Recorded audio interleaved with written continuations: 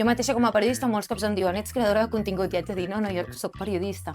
Els creadors de contingut, el canvi que han fet és aquesta comunicació directa amb la gent, amb un to molt més desenfadat i també aquesta comunicació de nínxol. Les llengües que no sobrevisquin a internet tampoc sobreviuran a la vida real. Una cosa és com ells dins de les xarxes socials reben diners i l'altra cosa és què fan ells amb la seva notorietat. Hola, sóc la Clàudia Rius i he vingut per entrar en matèria. Doncs un creador de contingut és una persona que es dedica a crear contingut per les xarxes socials, que això vol dir que realment hi dedica una estona, és a dir, que es planifica, que penja contingut recurrentment, que pensa en la seva audiència o treballa la seva audiència, pensa quina audiència vol tenir, com hi arriba, com hi parla. Aleshores, un cop passa tot això i aquesta recurrència, aquest pensament, aquesta planificació, pot ser que s'acabi podent dedicar realment a fer això, a ser creador de contingut i que interessi a empreses, a marques, que pugui fer publicitat i a partir d'aquí, entre l'audiència i la publicitat, pugui dedicar-se al món de les xarxes socials. Un creador de contingut és un influencer. El que passa és que en català, de vegades, per evitar dir influencer, que és una paraula que ve de l'anglès, diem creador de contingut. També en català al principi s'havia dit influenciador, però quedava una mica... Llavors, al final, diem creador de contingut. Però ens referim ben bé a això, a un influencer. El que passa també és que suposo que quan parlem de creador de contingut ens imaginem algú que pot estar des de l'inici, començant i tenint pocs seguidors i creant contingut, fins que es fa gran, i un influencer crec que quan sentim la paraula ja ens imaginem que és algú que ja està com fet i dret, que ja té tot de la seva professió i es dedica completament a això. Crec que una persona que té la seva pròpia professió i després crea contingut sí que diríem que és creadora de contingut, és a dir, clarament serà una persona que es nodreix del que ella realment sap i del que treballa i en realitat segurament els seus ingressos principals vindran de la seva feina principal, però si fa això que he dit, que és que penja recurrentment a les xarxes socials, es planifica, pensa en l'audiència, fins i tot organitza activitats suaves amb l'audiència, el que sigui, fa publicitat de marques, és creadora de contingut. El que passa és que quan realment algú excel·leix o es pot dedicar a això, normalment a les persones els costa compaginar tenir una feina allò amb totes les hores i a més ser creador perquè són moltes hores també ser creador de contingut i llavors al final acaba passant que hi ha professionals, aquests mixtes, que s'acaben dedicant només a les xarxes socials. Això, si realment s'hi poden guanyar la vida, passa. Els creadors de contingut han aportat molt en el món de la comunicació. Jo crec que bàsicament han canviat el paradigma. Segurament primer van venir les tecnologies, va arribar el mòbil, el fet de tenir internet a totes hores i després van arribar els creadors de contingut, que són gent que ens omple el mòbil de contingut. Llavors, la relació amb els periodistes és una pregunta complicada perquè és una línia molt fina. És a dir, jo mateixa com a periodista molts cops em diuen ets creadora de contingut i haig de dir no, jo soc periodista perquè jo no em dedico a les meves xarxes, jo em dedico a altres coses i això acaba repercutint a les xarxes socials. Però és una línia molt fina perquè sí que hi ha periodistes, o sigui que la seva feina no és treballar en un mitjà, sinó que és treballar a les xarxes. Tot i així, jo sí que crec que el periodisme té unes bases de bones praxis, de seguir el codi deontològic, etc. i que és un creador de contingut puntualment o alguns poden seguir-les, però que són coses diferents. Normalment la creació de contingut, sobretot pel que destaca, és perquè tu ets un expert o fins i tot un friqui, un amant d'algun tema en concret i tu l'expliques, que ja pot ser la teva vida o contingut més especialitzat. I crec que sobretot el canvi que han fet és aquesta comunicació directa amb la gent, amb un to molt més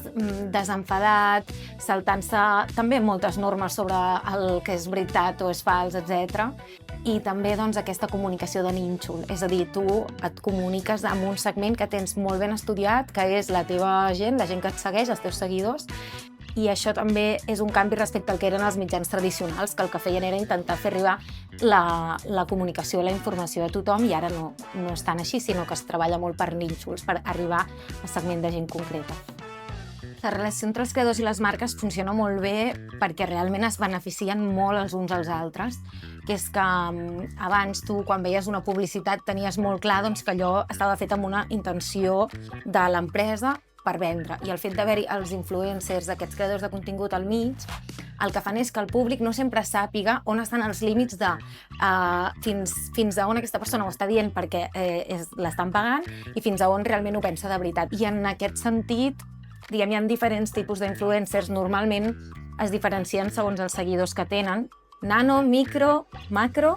i llavors els que ja serien els més grans, mega, o fins i tot els influencers que en realitat són famosos per altres temes, rotllo, són actors, actrius i són influencers a les xarxes perquè tenen moltíssims seguidors, però no és ben bé que s'hagin treballat les xarxes així. Llavors, el que és molt curiós que s'ha vist és que,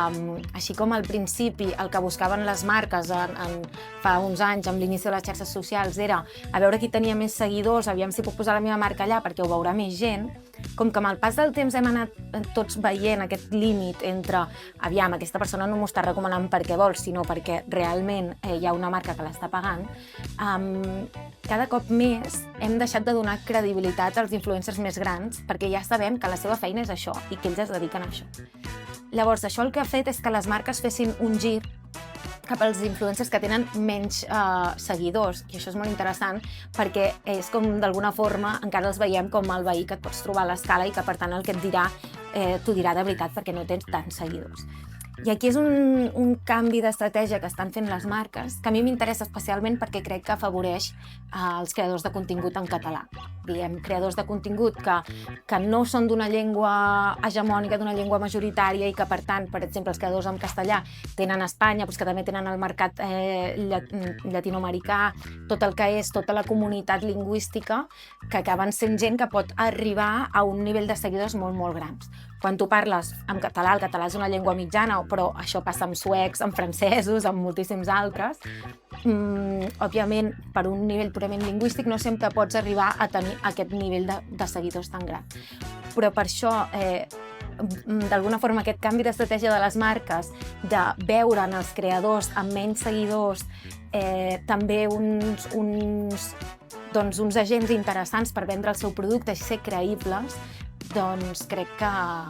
això beneficia tot el que és la creació de contingut en llengües no majoritàries i a casa nostra doncs, amb el català. Podem trobar creadors de contingut a Catalunya que realment es dediquin i es financin a partir de marques que els hi venen, o sigui, que venen el seu producte a través d'ells, i en aquest sentit aquí també queda molt camp per córrer a casa nostra d'empreses que se n'adonin que aquesta gent és creïble i que, per tant, d'alguna forma serà com un win-win, un guany per tothom, que les marques apostin per creadors de contingut en català, perquè els creadors es podran dedicar a això en aquesta llengua i, per tant, arribar gent en català, i les marques vendran el seu producte. La confiança que es té amb el creador, al final, és que tots aprenem com funcionen tots els àmbits de la nostra vida, o sigui, tots els àmbits comunicatius. Quan hi va haver la tele, doncs la gent va haver d'aprendre fins on podia confiar en la tele i fins on no. Quan el periodisme va canviant les seves formes, cada cop la gent s'ha d'anar acostumant i ha d'aprendre fins on aquesta font és creïble o aquesta no, aquesta persona que està fent periodisme és realment un periodista, aquesta no, em vol vendre un discurs polític, etc. Doncs amb els creadors de contingut passa exactament el mateix. O sigui, tu estableixes un vincle de confiança amb aquella persona i si tu veus que aquella persona amb el que està venent ja no t'ho creus, doncs segurament senyal que aquell creador ja ha entrat en una altra fase i que llavors el segueixes, també potser el continues seguint perquè t'agrada el seu contingut, perquè és guapo o és guapa i t'agrada veure'l. Vull dir que al final de vegades es redueix això, t'agrada seguir-lo, saber què fa amb la seva vida, etc. Però potser llavors ja no te'l creus tant a nivell de marques. Això és el que em dèiem, no? De com va canviant les estratègies de les marques a mesura que elles van descobrint com nosaltres com a públic ens creiem o no ens creiem un seguidor. Però en tot cas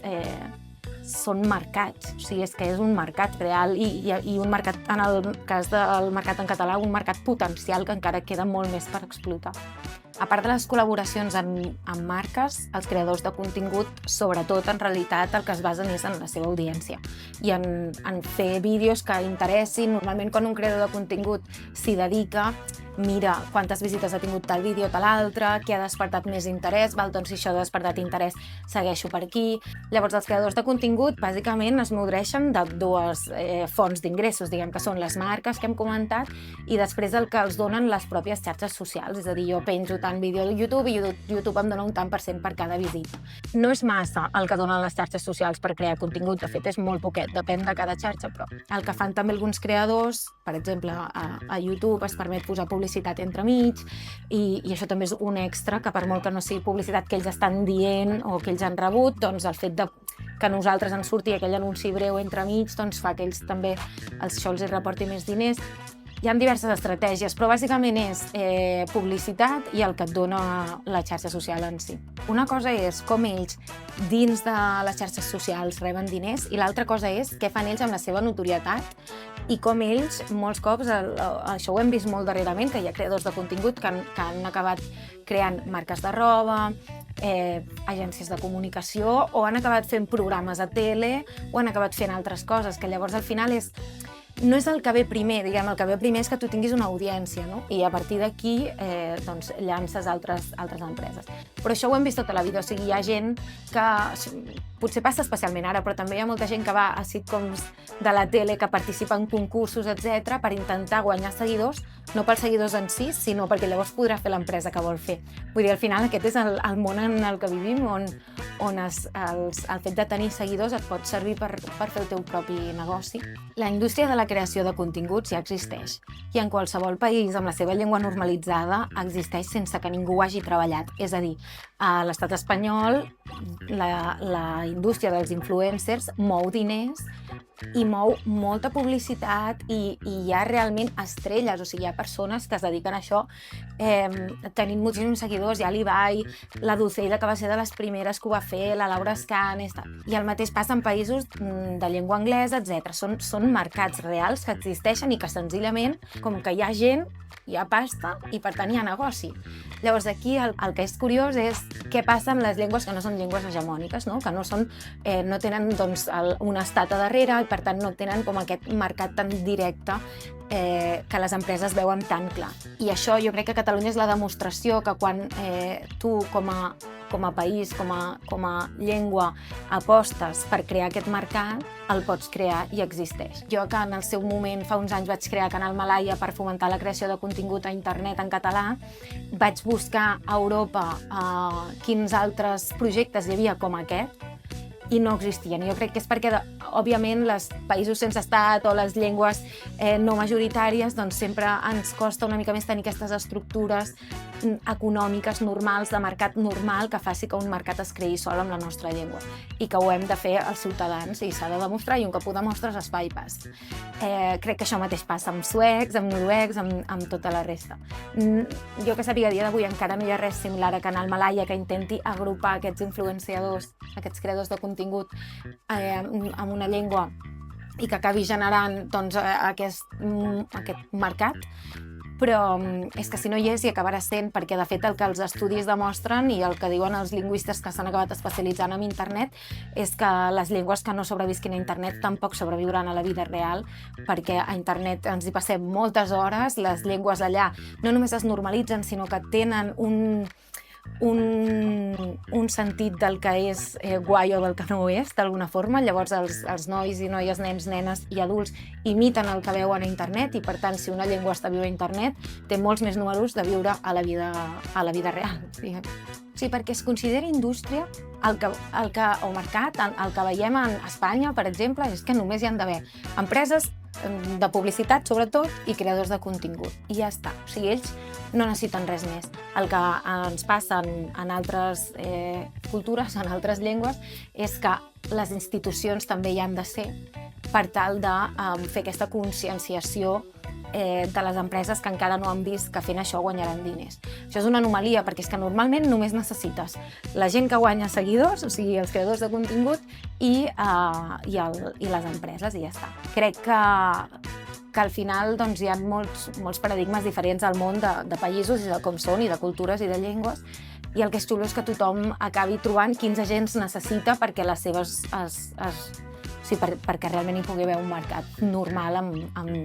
internet. A mi el que m'agrada és que crec que els creadors de contingut seran els primers en integrar aquesta intel·ligència artificial perquè ja ho estan fent. O sigui, a l'hora de crear vídeos ja estan fent servir aquesta intel·ligència artificial per ajudar-los a fer guions, ajudar-los a fer imatges, etc. Vull dir, en el fons, crec que el creador de contingut, que és una persona que segurament en la seva vida normal fa servir ChatGPT, fa servir altres models d'intel·ligència artificial, doncs ja l'han incorporat. Altra cosa és que realment, per molt que pels creadors de contingut la intel·ligència artificial sigui una eina que ja estiguin fent servir, això no els substitueix en ells en el sentit que la gent vol veure persones, tots volem veure com s'ho fa una persona per viure X situació, com se sent l'altra persona, què fa, què compra, què menja, perquè després ens serveix a nosaltres. Vull dir, hi ha un punt on la intel·ligència artificial és una eina,